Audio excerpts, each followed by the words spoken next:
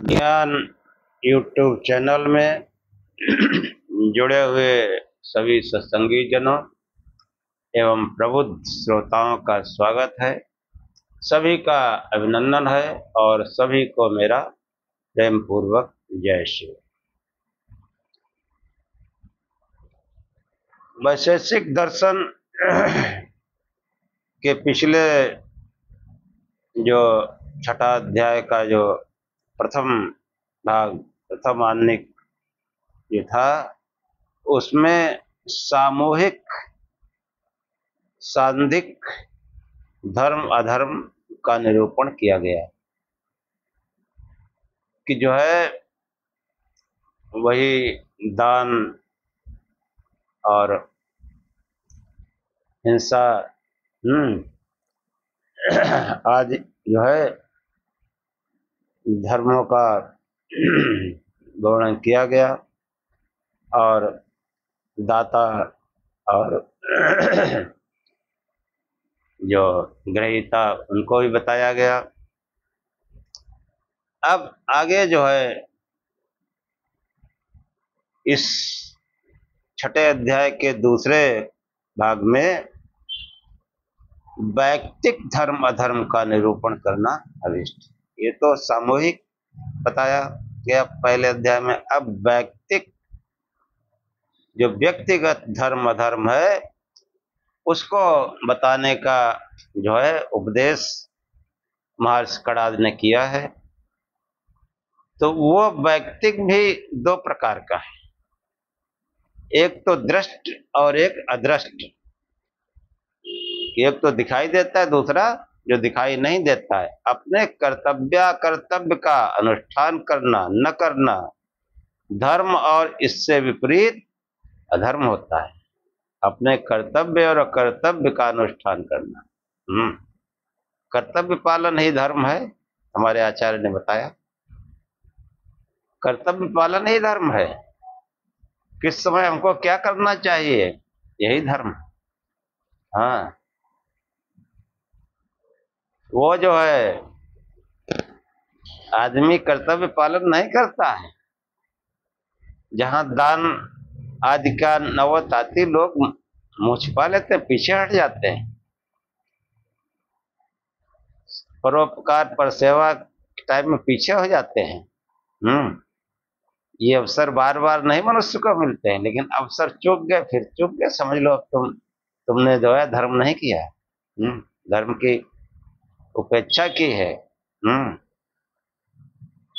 कोई दीन दुखी है, हम उसके सहयोग करने में सक्षम है, फिर भी जानबूझकर नहीं करे, छोड़ो, अरे छोड़ो, बस हो गया। तो ये जो है जो कर्तव्य है उनका अनुष्ठान करना और उनका अनुष्ठान करना न करना धर्म और इससे विपरीत अधर्म होता है।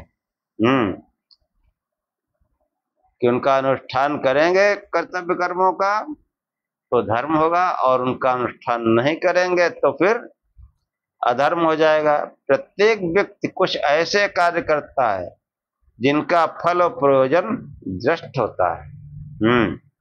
जैसे भोजन, आच्छादन, वास आदि के लिए कृषि, वाणिज्य, सेवा आदि कर्म ऐसे ही हैं। ये ऐहिक अभ्युदय के साधन हैं। जिन अनुष्ठानों का फल यहाँ दिखाई नहीं देता उनका फल अदृष्ट समझना चाहिए। तो नहीं दिखाई देता उनका फल अदृष्ट है। हाँ, योग वगैरह जो है, भजन ध्यान, ये सब दिखाई नहीं देते हैं।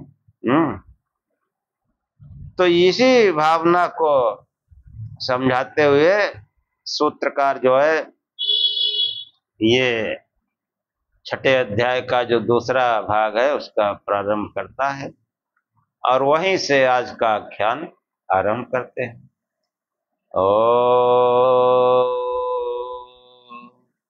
असतो मा सद्गमय तमसो मा ज्योतिर्गमय मृत्योर्मा मनोरथम गमय।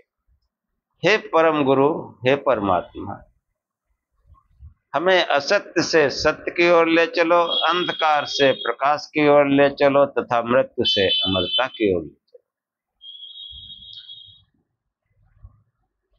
अदृष्ट जो है दृष्टादृष्ट प्रयोजन वाले कर्मों को बताते हुए महर्षि कणाद कहते हैं कि दृष्टादृष्ट प्रयोजनानाम दृष्टाभावे प्रयोजनम अभ्युदयाय, कि दृष्ट और अदृष्ट प्रयोजन वाले कर्मों के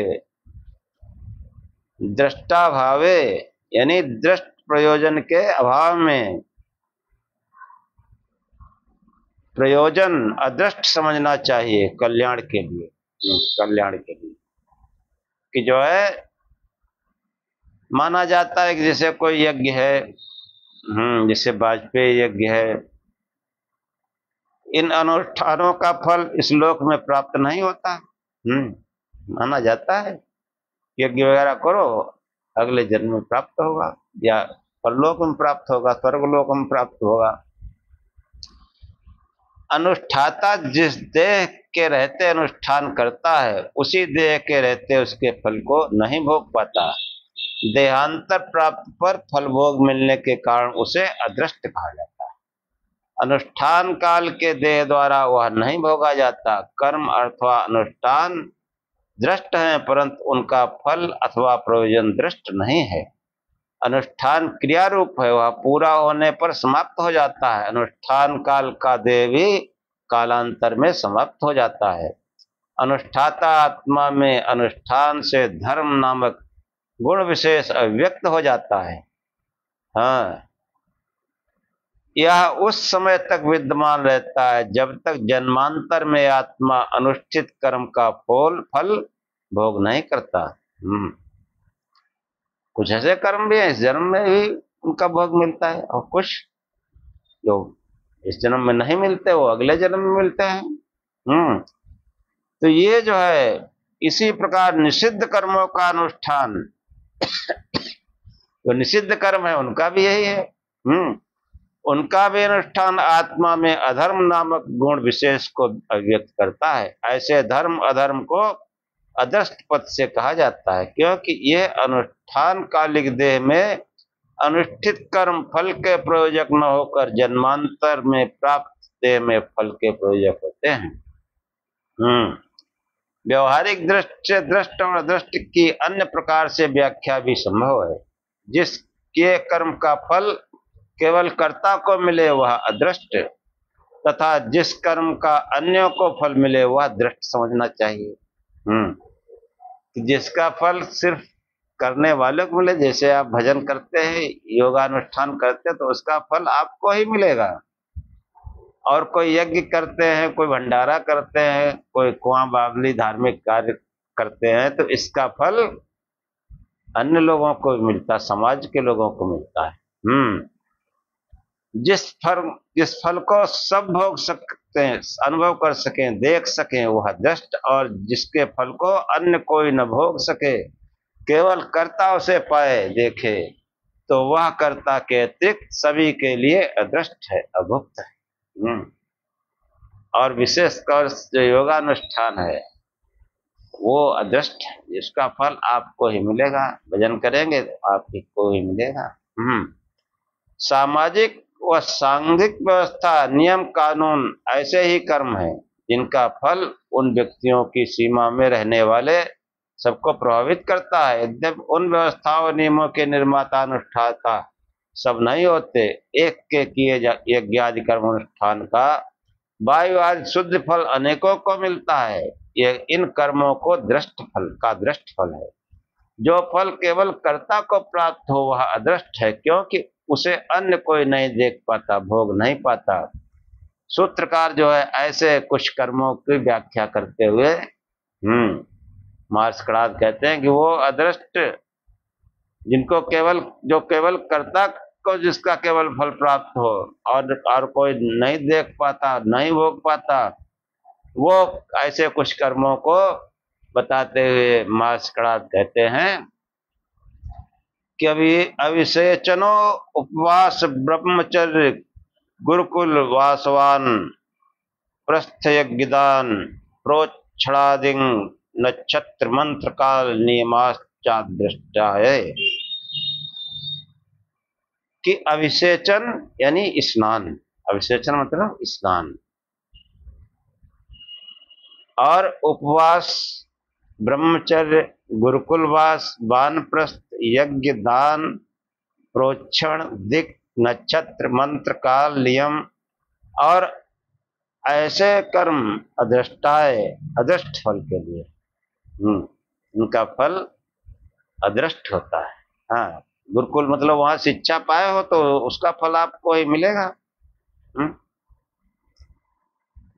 सूत्र में 13 कर्मों का साक्षात उल्लेख है और चकार से ऐसे अन्य कर्मों के संग्रह का संकेत किया गया है।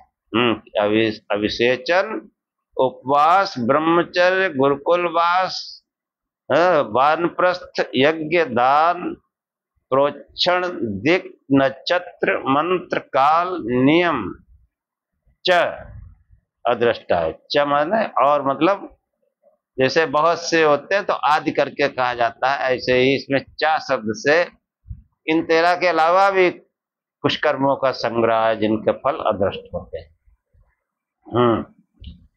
कि अब जो है प्रत्येक का विवरण समझो, ये जो नाम गिना दिए गए इनका मतलब भी तो समझ में आना चाहिए। तो अभिषेचन, अभिषेचन मतलब इसका खास तौर से अभिषेक से मतलब है। इसका साधारण पद, इसका जो अर्थ जो है वो तो कायदे में स्नान है। इसमें राजा को विशेष प्रकार का स्नान जो है रूप होता है। किस पद का साधारण अर्थ स्नान है? एक व्याख्याकार ने इसका अर्थ राजाओं का अभिषेक किया है। यह एक साधारण अर्थ है, यद्यपि यह नाना रूप होता है अथवा उसमें राजा को विशेष प्रकार का स्नान कराया जाता है। अर्थ कोई हो, पर इसका परलोक में प्राप्त अदृष्ट प्रयोजन क्या हो सकता है, यह जो है सोचने की बात। इसके विपरीत साधारण स्नान का प्रयोजन शरीर की शुद्धि और उससे स्फूर्ति और शांति का प्राप्त होना है। वह सब स्नाता को उसी समय प्राप्त होता है। उसका परलोकगामी प्रयोजन कल्पना मात्र है। उसी समय उसी को प्राप्त होता है, जो नहाएगा उसी को ताजगी आएगी, उसी को शांति मिलेगी। कहा जाता है गंगा नदियों में स्नान परलोकगामी प्रयोजन का साधक होता है। ऐसा समझना जो है, आचार्य उदयवीर शास्त्री कहते हैं, ऐसा सोचना युक्त प्रतीत नहीं होता। ऐसा नहीं है कि गंगा स्नान से परलोक सुधर जाएगा ना। कारण यह है कि जो इस विचार को नहीं मानते, गंगा नदियों में वे भी स्नान करते हैं। जो इस विचार को नहीं मानते, तमाम जो है जैसे मौका है नहाने का, नहीं कोई साधन है, गंगा में स्नान कर लिया। एक स्नान क्रिया है, वो गंगा से निकले, अब कोई नदी पार के वहां कर लिया। पशु पक्षी तथा अन्य अनेक तिर्यक प्राणी गंगा जल में नहा जाते हैं। तमाम जो है प्राणी जो गंगा में नहाते हैं, मछली, हाँ, जल जीव होते हैं, वो गंगा में नहाते रहते हैं। हाँ, तो वो जो है जलचर तो रहते ही हैं उसमें। क्या इन सबको वह अदृष्ट फल प्राप्त हो सकता है? उत्तर मिलेगा नहीं, क्योंकि उनकी भावना और विचार ऐसे नहीं है। इसका स्पष्ट परिणाम यह निकलता है केवल गंगा स्नान उस अदृष्ट फल का प्रयोजक नहीं है। वस्तुतः वैसे विचार और भावना से वह फल मिल सकता हो, यह मनमोदक मात्र है। व्याख्याकार कहते हैं मनमोदक यानी मन में लड्डू फोड़ लो, होना होना कुछ नहीं है। राजाओं के अभिषेक से परलोकगामी अदृष्ट प्रयोजन की कल्पना भी नहीं की जा सकती। इसका स्पष्ट तात्पर्य है कि स्नान से शरीर शुद्धि, स्फूर्ति और शांति के अतिरिक्त स्नान का और कोई फल नहीं होता। स्नान का फल शरीर शुद्धि, भाई मैल लगा है, शरीर साफ हो गया, पसीना धुल गया, हाँ, स्फूर्ति आ जाती है, फ्रेशनेस, ताजगी, और एक शांति का अनुभव होता है। इसके अतिरिक्त स्नान का कोई फल नहीं। चाहे गंगा स्नान करो, चाहे अपने घर की टोटी में स्नान करो। वह स्नान गंगा आज नदियों, सरोवर, तालाब, कूप आज कहीं पर किया गया हुआ, वह केवल स्नाता व्यक्ति को मिलता है, अन्य को नहीं। इसी भावना से वह अदृष्ट फलक कहा जा सकता है, परलोकगामी फल की भावना से नहीं है। यहाँ चाहे ना गमन जो नहाते हैं नदी नालों तालाबों, सोचते हैं स्वर्ग चले जाएंगे, ऐसा कुछ नहीं। तो कितना अच्छा आचार्य ने समझाया। अब दूसरा है उपवास। ये सब चीजें समझते जाइए, क्योंकि ये कर्म कांड में ही तो आदमी लगा हुआ है पूरी तरीके से। स्नान का इतना ही फल है कि हमको जो है हमारा थोड़ा शरीर शुद्ध हो जाएगा, स्फूर्त ताजगी आ जाएगी, शांति प्राप्त होगी, और इसके अलावा कुछ नहीं। स्वर्ग प्राप्ति हो जाएगी, ना ना ना ना, ये जो है ये मिथ्या है।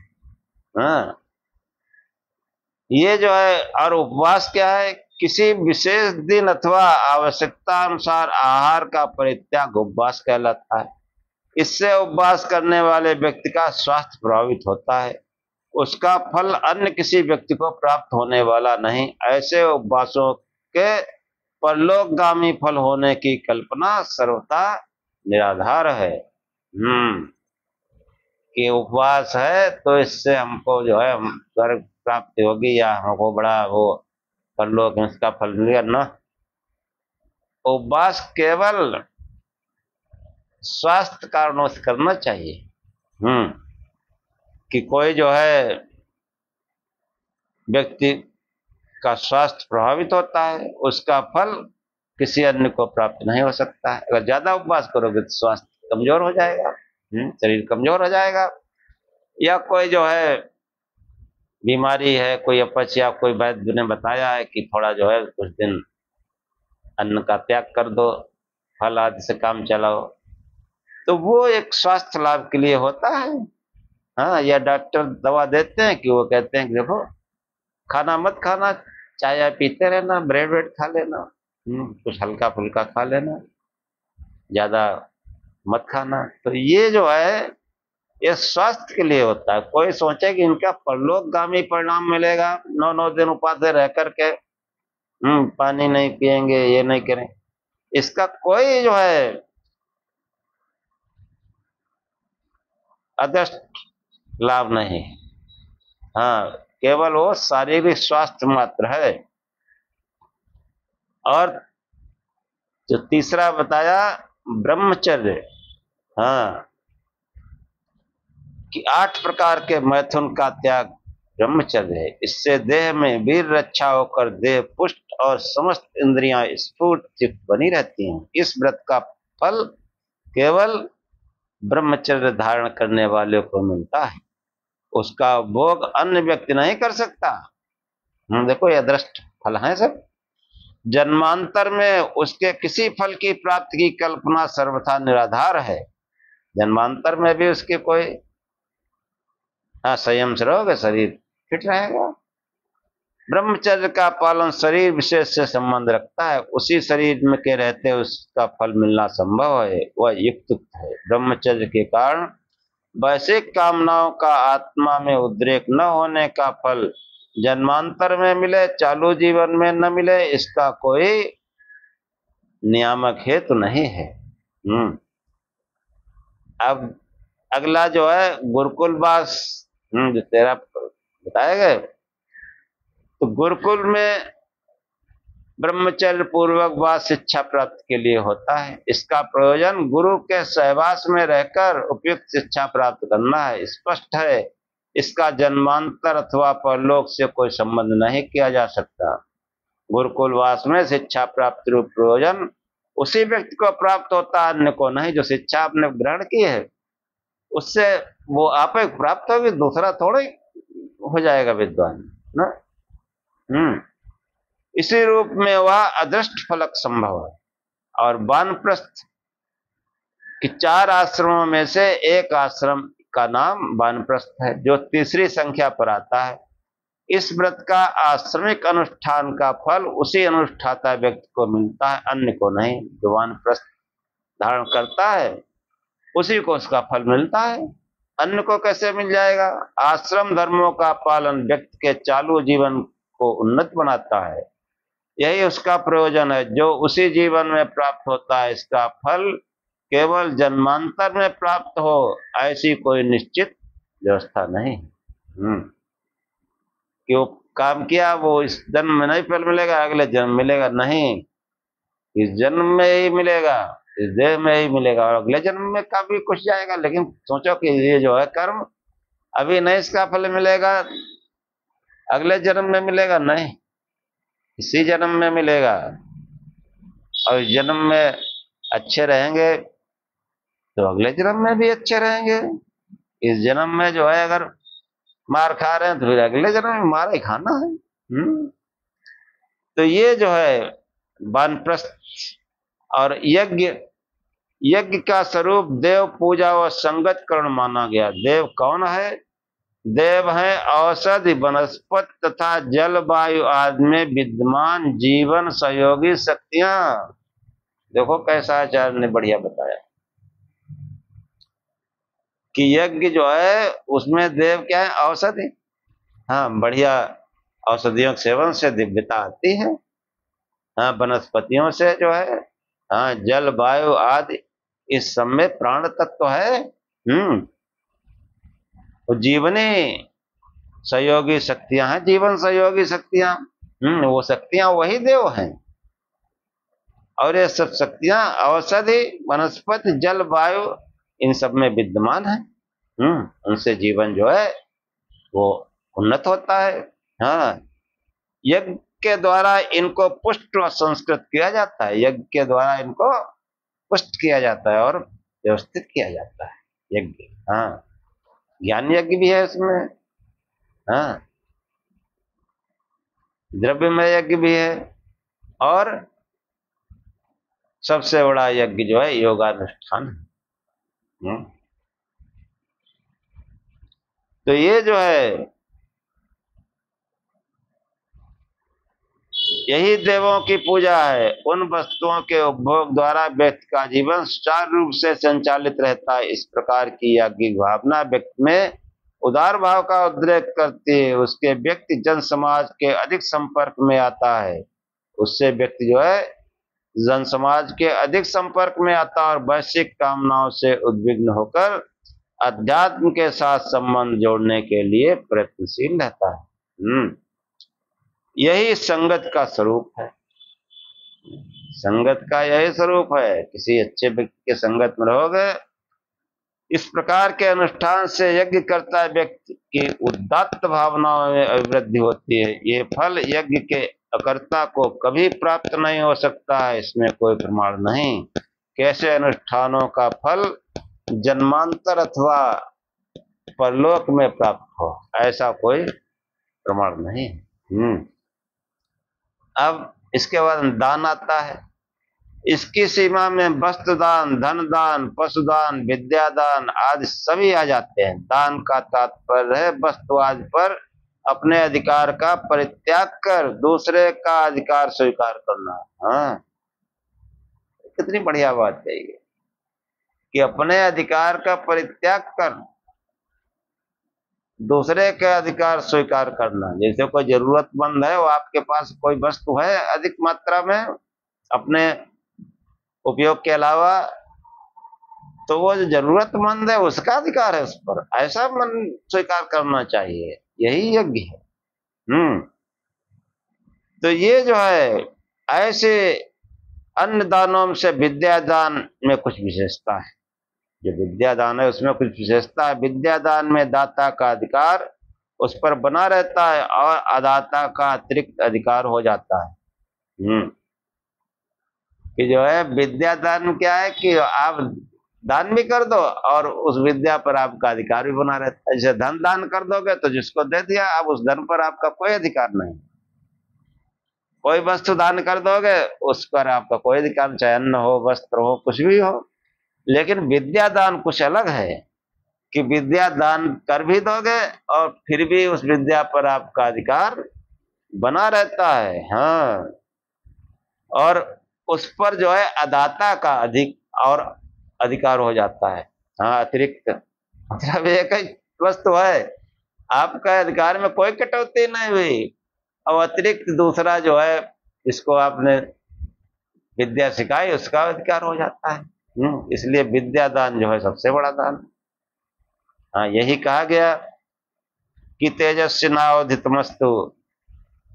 जो हम लोग आपस में चर्चा करते हैं, जो भी हमको आता है बताने का प्रयत्न करते हैं सत्संग में, अब उससे हमारा तो कोई कुछ नुकसान होता नहीं, कुछ हमारे पास से चला तो जाएगा नहीं, लेकिन जो श्रोता है तो उनमें किसी किसी को लाभ हो जाता है। जो मनोयोग सुनेंगे तो उनको भी वो बात पता चल जाएगी, तो उस वो मतलब उनको भी वो जो है वो भी उस वस्तु को, उस ज्ञान को ग्रहण कर लेते हैं। और जो हम बोल रहे हैं हमारे में तो कोई कमी आएगी नहीं, वो तो वैसे को वैसे ही रहेगा। तो ये विद्यादान जो है वो उन सभी का अधिकार उस पर बना रहता है, और दान से दाता में उदार भावना का उद्रेक होता है, समाज में बौद्धिक और आर्थिक विषमता को दूर करने में सहयोग प्राप्त होता है। जो आर्थिक विषमता है तो उनको भाई आगे लाए, उनको उठाएं, जो लोग अनपढ़ हैं उनको पढ़ाने की कोशिश करें, जो नहीं जानते हैं उनको विद्या दान करना चाहिए। यह अनुष्ठान दाता की उदारता प्रतिष्ठा को समाज में स्थापित करता है। यह स्थित अदाता को प्राप्त नहीं होती। कि जो आपको, आप जिसको सिखाएंगे, कुछ ज्ञान करेंगे तो आपकी प्रतिष्ठा करेगा, आपका सम्मान करेगा, और जिसने आपसे ज्ञान लिया है वह स्थिति आप उसको प्राप्त नहीं होगी जो आपको प्राप्त होगी। इसलिए विद्यादान जो है वो विशेष है। हाँ, अन्यों के लिए प्राप्त न होने के कारण इससे अदृष्ट कहा जाता है, अदृष्ट फल कहा जाता है। प्रोक्षण, अब अगला है प्रोक्षण, दान के बाद में प्रोक्षण। प्रोक्षण पद का अर्थ है अच्छी तरह स्वच्छ शुद्ध करना। प्रकृष्ट, उच्छड़ से चंद जलाद से किसी वस्तु के दोष को दूर कर स्वच्छ करना। इसका तात्पर्य है अन्न आदि का उपयोग सब प्रकार से उसे शुद्ध संस्कृत करने के अनंतर किया जाना चाहिए। यह उपयोग चाहे आहार के लिए हो अथवा यज्ञ के लिए, उपयोज्य सामग्री का शुद्ध संस्कृत होना आवश्यक है। प्रोक्षण इसीलिए कहा गया कि अन्नादि का प्रोक्षण केवल जल से हो, अपितु उसकी स्वाभाविक पवित्रता का भी ध्यान रखना चाहिए। इसका तात्पर्य उस वह उपयोज्य सामग्री नेक कमाई की हो। खाली वो धोने धुलाने वो आए, कमाई कहाँ से आई है? तो ये भी जो है ध्यान रखने का जरूरत है। चोरी आदि से किसी को कष्ट व धोखा देकर प्राप्त की हुई न हो। भौतिक रूप से शुद्ध वस्तु भी चोरी और धोखाधड़ी आदि से प्राप्त की हुई हो तो उसका उपयोग उपयोक्ता के लिए सर्वांश में अनुकूल नहीं होता। भौतिक रूप से पुष्टिकर होने पर वह भावनाओं को दूषित करता है। वस्तु का ऐसा उपभोग केवल उपभोक्ता को यही फल दे देता है, उसका फल न अन्य किसी को मिलता है, न जन्मांतर परलोक की प्रतीक्षा करनी होती है। फलता उपयोग वस्तु की पवित्रता में नेक कमाई का होना प्रधान आधार है। सूत्रकार ने अगले 5वें सूत्र में जो है शुचिता को बताने के लिए 2 आधारभूत पद रखे। आगे का जो सूत्र है उसमें बताया गया प्रोचित और अभ्युचित। पहले भाव में निहित है नेक कमाई और दूसरे में है सब और समाज से स्वीकृत होना। जो भोग नेक कमाई का है वह परिश्रम कर नियमानुसार प्राप्त किया है और समाज उसे सर्वात्मा स्वीकार करता है, वही उपभोग पवित्र है। प्रोक्षण उसी पवित्रता के लिए यहाँ जो है बताया गया है। समाज में कड़वाहट पैदा न हो, इसके लिए दोनों शर्तों का पूरा करना आवश्यक है। नेक कमाई भी यदि इतनी अधिक मात्रा में है जो समाज में किसी सीमा तक विषमता का प्रयोजक है, तो समाज के सामंजस्य के लिए अपेक्षित स्थानों अपेक्षित, इसे बहुत पैसा हो गया तो अस्पताल खुलवा दो, स्कूल खुलवा दो, अनाथालय खुलवा दो, हाँ, उसमें उसका दान वितरण हो जाना चाहिए। शेष कमाई व्यक्ति उपभोग के लिए रखे, हाँ, जो अपने उपभोग के लिए रखो, बाकी सब इन सामाजिक कार्यों में लगा दो। यही समाज की स्वीकृति का तात्पर्य है। पैसा बहुत कमा लिया, अब दबाए बैठे, नहीं, पैसा किसी किस्मत से आपको मिला है, आपके परिश्रम से मिला है मान लो, तो वो जो है वो है तो समाज का ही, इसलिए सामाजिक कार्यों में उसको लगाना चाहिए। हाँ, और अपने लिए अपनी जरूरत भर को रोक लो, बाकी सामाजिक कार्य में लगाओ। और इसके बाद जो है वो यानी दिशाओं का विशिष्ट कार्यों में उपयोगिता के लिए फलप्रद होता है। सूर्याभिमुख संध्या करे, उत्तर की ओर सिर करके न सोए। हाँ, उत्तर की ओर सिर करोगे तो पैर दक्षिण तरफ हो जाएंगे, प्राण शक्ति खींच लेंगे। इस प्रकार के दिक्मूलक नियम वैज्ञानिक आधारों पर है। इनका फल नियमों का पालन करने वाले को मिलता है और यही मिलता है। इनके परलोकगामी फल की कल्पना अप्रमाणिक है। अब नक्षत्र नामकरण आदि संस्कार अनुष्ठानों में इसका उपयोग किया जाए तो व्यक्ति के नाम से उसके जन्म काल का पता लग जाता है। यह सामाजिक व्यवहार को सुनियमित कर रखने के लिए आवश्यक है। आयु की जानकारी की आवश्यकता पड़ने पर कोई व्यक्ति उसमें घटावड़ी नहीं कर सकता। ऐसा आजकल शिक्षालयों, न्यायालयों और सेवा कार्यों में देखा जाता है कि जो है नक्षत्र, पहले जो है नक्षत्र की गणना होती है, नक्षत्र से फिर ये महीने और सब बन गए, तो वो जो है उसी से संवत्सर बना है। तो नामकरण आदि संस्कार अनुष्ठानों में इसका उपयोग किया जाता है और ये जो है आगे उसको कोई घटा बढ़ा नहीं सकता। और इसका ऐहिक फल ही होता है, परत्र में फल का कोई पता नहीं चलता। नक्षत्र आदि का फल इसी जीवन में होता है। हाँ, इसी प्रकार मंत्र, इसका प्रयोग गायत्री आदि के जप अथवा पाठ करने में होता है। जप अथवा वेद पाठ करने वाले व्यक्ति को ऐसे अनुष्ठान का फल यही प्राप्त होता है। मंत्र पद का तात्पर्य है मनन करना, विचार करना भी है। मनन चिंतन करो, मंत्र का मतलब है जो मंत्र पढ़ा है उस पर मनन चिंतन करो, ये क्या संदेश दे रहा, क्या कह रहा है। प्रत्येक कार्य को विचार पूर्वक उसके हानि लाभ और साधन सामग्री आदि के विषय में सोच कर करने से कर्ता को नियत फल की प्राप्ति होती है, अन्य को नहीं। क्यों पढ़ते रहो और उस पर सोच विचार न करो तो तमाम लोग गायत्री जाप करते हैं, कुछ नहीं होता। सोच विचार करो क्या कह रहा है। हाँ, और गायत्री पर तो हमने 3 एपिसोड पढ़ाए हैं प्रारंभ में ही, उनको आप पढ़ेंगे समझ जाएंगे। हाँ, कि जो मनन सोच विचार करता है वही मनुष्य है, वरना तो पशु है।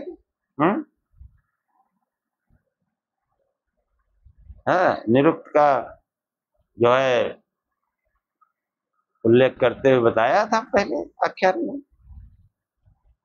यास्क मुनि कहते हैं मनुष्य अकस्मात, मनुष्य कौन है, मत्वा कर्माण सिद्ध्यति। हाँ, निरुक्त में ये आया सूत्र कि जो मनन चिंतन करके अपने कर्म को करता है वही मनुष्य है। और हम भी मनन चिंतन करते हैं। कोई वस्तु खरीदनी हो, सब्जी खरीदनी हो, खूब छांट बीन के देख, ऊपर नीचे देख के लेते हैं, कहीं कटी पटी न हो, कीड़ा न लगा हो। कोई वस्तु जाएगी पूरा मनन चिंतन करके लेते हैं, मोल तोल करके। लेकिन आध्यात्मिक क्षेत्र में कुछ नहीं, कोई मनन चिंतन नहीं, मुक्ति मोक्ष हो जाएगा। गंगा नहाओ, क्या होगा गंगा नहाने से? देहधारियों की उपासना कर रहे हैं,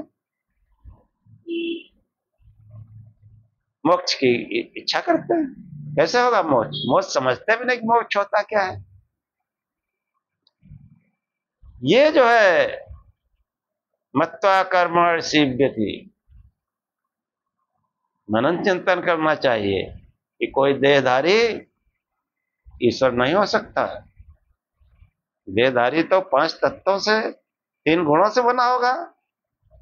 उसका कहीं जन्म हुआ है तो देहधारी है, जन्म हुआ तो मृत्यु निश्चित है, चाहे कितना भी प्रतापी हो। लंबी उम्र जी सकता है, लेकिन ना, उसको देह छोड़ना ही पड़ेगा। देह का धर्म है, धर्म कैसे बदल जाएगा? और हम देहधारियों के ही पीछे पड़े हैं, उन्हीं से मुक्त होना चाहते हैं। हम भी देहधारी, वो भी देहधारी। हम भी तो गुण सतरजतम से बने हैं, वो भी बना है। हाँ, वो महान हो सकता है, उसने अपने को महान बनाया, योगानुष्ठान किया। तो उसके ज्यादा उसकी शिक्षा ले लें। वर्तमान में होगा तो शिक्षा भी ठीक से पड़ेगी, नहीं तो शिक्षा पता नहीं क्या देगी, हम क्या क्या अर्थ का अनर्थ करते हैं।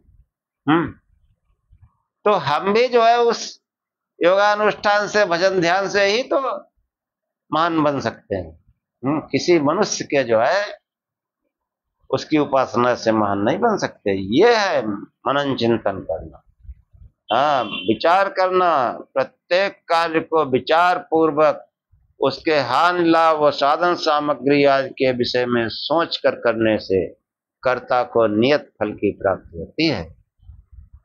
कि सांसारिक वस्तुओं में हम जो सोच विचार करते हैं उससे हमारा सांसारिक लाभ भी होता है, अभ्युदय होता है। हाँ, खूब दिमाग लगाएंगे कैसे इनकम बढ़े, कैसे हमारा काम बढ़िया बन जाए।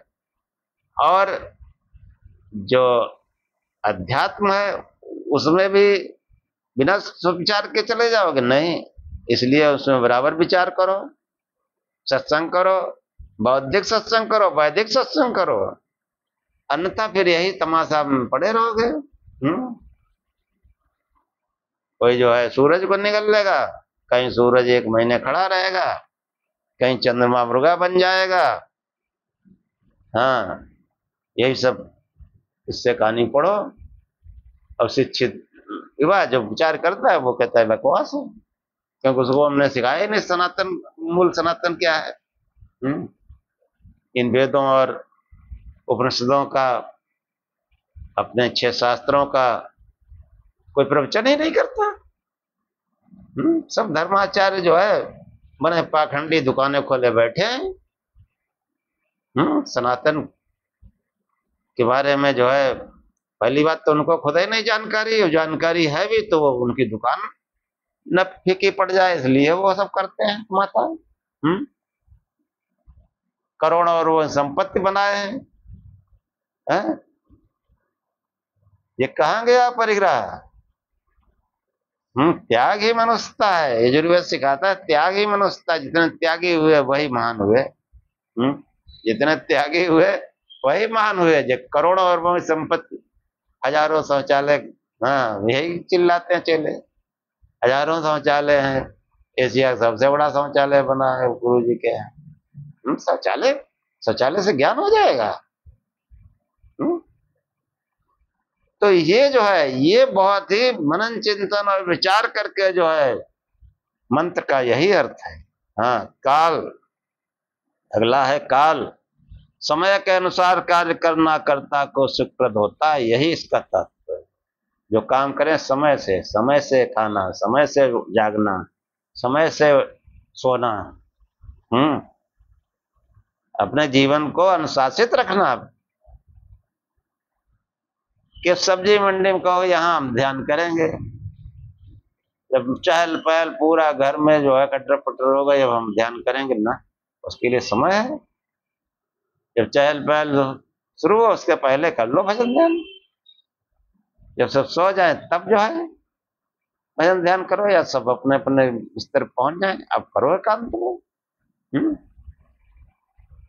अब रात में तुम सब्जी खरीदने जाओगे तो वहां क्या, वो है ही नहीं, तो वहां नहीं चली गई, तो वो तो दिन में मिलेगा। इसलिए समय समय के अनुसार करना कर्ता के लिए सुखप्रद होता है।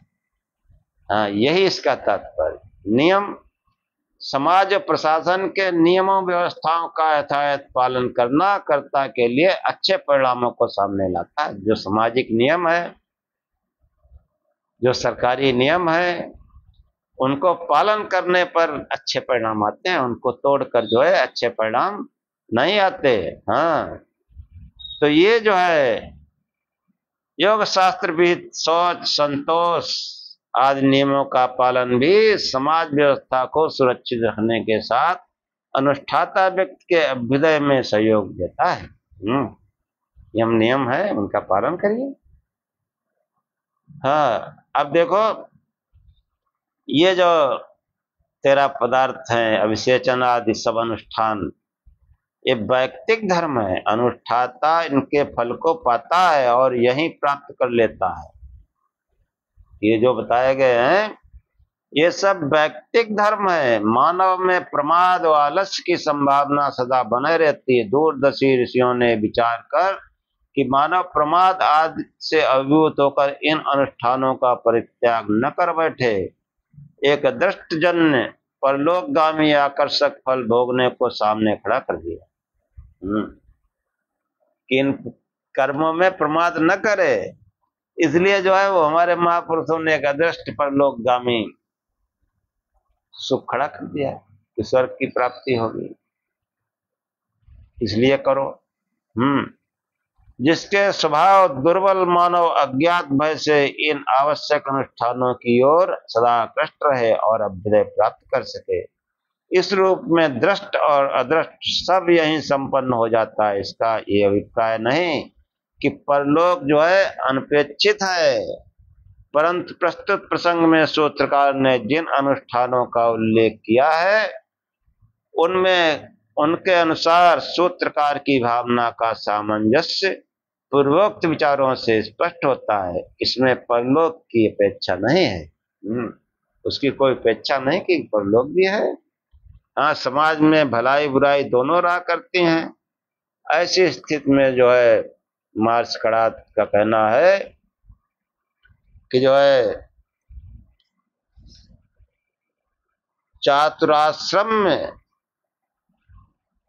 चातुराश्रम्यम उपधा अनुपधाश्च,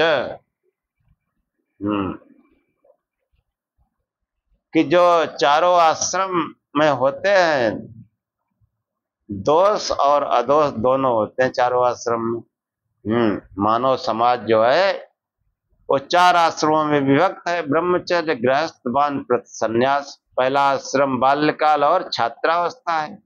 दूसरे में युवावस्था हो जाने पर विवाह करके संतानोत्पत्ति द्वारा वंश वृद्धि चालू रखने के लिए प्रयास किया जाता है। जीवन निर्वाह के लिए आर्थिक दृष्टि से जो साधन किसी व्यक्ति के लिए संभव और उपयुक्त हैं, इसी आश्रम में उनका उपयोग कर यथाशक्ति अर्थार्जन के लिए प्रयत्न किया जाता है।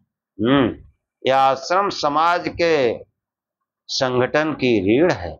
गृहस्थ समाज के संगठन की रीढ़ है। सभी, चाहे वानप्रस्थ हो, चाहे ब्रह्मचारी हो या सन्यासी हो, सब गृहस्थ में ही आश्रय पाते हैं, वहीं से उनका काम चलता है। अन्य सभी आश्रमियों का जीवन निर्वाह इसी आश्रम पर अवलंबित रहता है। तीसरे आश्रम का अवसर उस समय आता है जब व्यक्ति की उम्र ढलने लगती है और संतति गृहस्थ आश्रम में आकर कमाने लगती है। तो कितना बढ़िया होता है कि लड़के बच्चे कमाने लगे। अब क्यों उसे पड़े हो भाई? ये जो है दोष अवदोष दोनों है कि गृहस्थ में रहे और लड़के बच्चे पालो, खूब धन दौलत कमाओ। हाँ, अगर उसमें आप नकारा निकम्मे होंगे तो ये दोष है। अब ये सब हो गया, लड़के बच्चे भी शादी ब्याह हो गए, कमाने लगे, अब क्या बात है? अब अगर वो पड़े हो तो फिर ये दोष है। कि ये जो है तीसरे आश्रम का अवसर उस समय आता है जब व्यक्ति की उम्र बढ़ने लगती है और संतति गृहस्थ आश्रम में आकर कमाने लगती है। धंधों को छोड़कर व्यक्ति एकांत में भगवान का ध्यान करता है और का अवसर अपेक्षित सामाजिक सेवाओं के लिए समय देता है। ध्यान भजन ध्यान करो, समाज सेवा करो। हाँ, ये चौथे आश्रम में प्रवेश के लिए तैयारी करता है। कि वो ब्रह्मचर्य गृहस्थ तो वो तो ऑटोमेटिक हो ही जाता है जैसा जो कुछ है। हाँ, लेकिन इनके सबके नियम कि जो है विद्या अध्ययन करना ये ब्रह्मचर्य का काम है। और विवाह करके संतान उत्पत्ति करना, धनार्जन करना, अपने बच्चों के परिवार की और बाकी आश्रम के लोगों की भी देखभाल करना, ये गृहस्थ का धर्म है। इसीलिए गृहस्थ को रीढ़ कहा गया समाज की। और जब ये काम पूरा हो जाए गृहस्थ का, लड़के बच्चे योग्य हो जाए, कमाने लगे, शादी ब्याह हो जाए, अब जो है अब भजन ध्यान करो, समाज के लिए कुछ करो। हाँ, उस जो है उस कुड़रिया से निकलो, उस देहरी से। हाँ, अपने को विस्तारित करो। ये जो है, और ये जितना विस्तार करता जाता है भजन ध्यान और विस्तार नहीं समाज सेवा, ये जो है ये चौथे आश्रम संन्यास में प्रवेश करने की तैयारी है। वरना गृहस्थी में निपट जाता है आदमी, न वानप्रस्थ आता है न संन्यास आता है। तो ये जो है चौथा आश्रम संन्यास है, जब व्यक्ति अपने आप को भगवान और समाज के लिए सर्वात्मना अर्पण कर देता है। सर्वात्मना संन्यास जो है वो केवल समाज के काम करता है। वानप्रस्थ में तो घर में भी इधर भी थोड़ा लगाव बना रहता है, और वानप्रस्थ और संन्यास में केवल और केवल उसका अपना निजी कुछ नहीं रहता, उस सबका हो जाता है, अन्य सब उसके हो जाते हैं। भारतीय समाज में ऐसा आश्रम विभाग स्पष्ट रहा है, पर इसका अस्तित्व न्यूनाधिक मात्रा में सर्वत्र मानव समाज में देखा जाता है। सब जगह देखा जाता है, भारतीय समाज में तो पहले व्यवस्था है। सब आश्रमों के कार्य नियम और व्यवस्थाएं दूरदर्शी लोककर्ता महान आचार्यों ने समय समय पर स्थिर किए हैं। ऊपर स्वभाव से विचार दुर्बल मानव उनको पूरे रूप से निभा नहीं पाता है। एक मनुष्य की दुर्बलता है, नहीं निभा पाता है। इस दुर्बलता को दूर करने के लिए भजन ध्यान करो, योग करो, बुद्धि सही काम करेगी। समाज सुखी संपन्न पुष्ट बना रहता है जब इन धर्मों का पालन होता है। ये समाज के अधोष अवस्था है, और जब ये नहीं पालन करता है तो फिर दोष रहता है। और संपूर्णतया अदोष होना संभव भी नहीं, कुछ न कुछ दोष तो समाज में बना ही रहता है। पर अधिकता के आधार पर जैसा समाज होता है वैसा कहा जाता है। फलता समाज के चारों आश्रमों में भी से कहीं भी भलाई बुराई का होना सदा संभव रहता है। चारों आश्रम भलाई भी बुराई भी, परंतु बुराई का मूल अधर्म दुख व विनाश का हेतु होता है। उसका परित्याग होना चाहिए तथा सुख संपत्ति एवं सब प्रकार के अभ्युदय का मूल हेतु होने के कारण धर्म का यथायथ पालन होना अभिष्ट माना गया। कि जो है ये जो चातुराश्रम उपधा अनुपधा, उपधा अनुपधा जो पद प्रयोग किए गए हैं, ये उपधा अनुपधा क्या है, इसको भी आचार्य बताते हुए कहते हैं कि भावादोष उपधा दोषो अनुपधा। भाव भावना श्रद्धा विषयक दोष न्यूनता अथवा अभाव उपधा है, दोष का न होना अनुपधा है। हाँ, सूत्र का भाव पद जो है व्यक्ति की आंतरिक भावनाओं का निर्देश करता है। उन्हीं से प्रेरित हुआ व्यक्ति धर्म अधर्म अथवा भलाई बुराई करता है। आंतरिक भावना जब राग द्वेष मोह आदि दोषों से अभिभूत होती है, इस स्थिति का नाम भाव दोष है या उपधा पद का तात्पर्य है। इस दशा में शास्त्र विहित अनुष्ठेय कर्मों के प्रति व्यक्ति की श्रद्धा कमजोर पड़ जाती है अथवा उसका सर्वथा अभाव हो जाता है। तब धर्म की ओर प्रवृत्त न होकर व्यक्ति अधर्म की ओर प्रवृत्त हो जाता है। ये अनिष्ट का प्रयोजक है, इससे जो है बचना चाहिए। जब व्यक्ति की आंतरिक भावना राग आदि दोषों से भूत नहीं रहती, तब व्यक्ति की धर्म के प्रति श्रद्धा जागृत होती है। यह इष्ट का मार्ग है, इस पर सदाचरण पूर्वक निरंतर चलते रहना श्रेयस का साधन है। हाँ, श्रेय प्रेय। पहले मार्ग पर चलने से व्यक्ति दुखी उद्विग्न और दूसरे पर चलने से सुखी संतुष्ट रहता है। जब जिसका आधिक्य हो उसी के अनुसार समाज और राष्ट्र की स्थिति हुआ करती है। समाज में अगर उस तरह के लोग, जिस तरह के लोग हैं, वैसे समाज स्थित रहेगी। इसलिए राष्ट्र को सब प्रकार सुखी पवित्र बनाने के लिए उपदा के त्याग और अनुपदा के परिग्रह की दिशा में समाज के प्रत्येक अंग को हमेशा ध्यान रखना चाहिए। कि अच्छे लोग होंगे तो अच्छा समाज और राष्ट्र बनेगा। और इसके बाद में जो है पवित्र और शुचि उपभोग साधन के बारे में आचार्य बताते हैं, लेकिन ये आख्यान फिर बड़ा हो जाएगा, इसलिए आज के आख्यान को यहीं समाप्त करते हैं। तो ये जो है देखो, समस्त सद्गुण जो है वो योगानुष्ठान से आते हैं। आप भजन ध्यान करिए, थोड़ा विचार करते रहिए, सब अच्छाइयां आ जाएंगी। हाँ, सब अच्छाइयां आ जाएंगी। नचिकेता जो है उसको उपदेश करते हेमाचार्य कहते हैं कठोपनिषद में, किताम योगामित मन्यते स्थिराम इंद्रिय धारणा अप्रमत्त तदा भवत योगो ही प्रभाक्यो।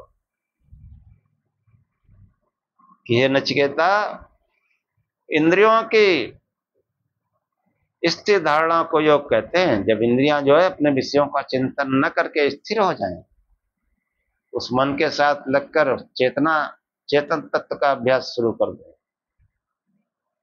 इससे मनुष्य अप्रमत्त हो जाता है, प्रमादहीन हो जाता है, भूल चूक गलती से रहित हो जाता है। और योग, इसी को योग कहते हैं। योग से जो है प्रभव और अप्यय सद्गुणों का विकास, उद्भव और दुर्गुणों का नाश होता है।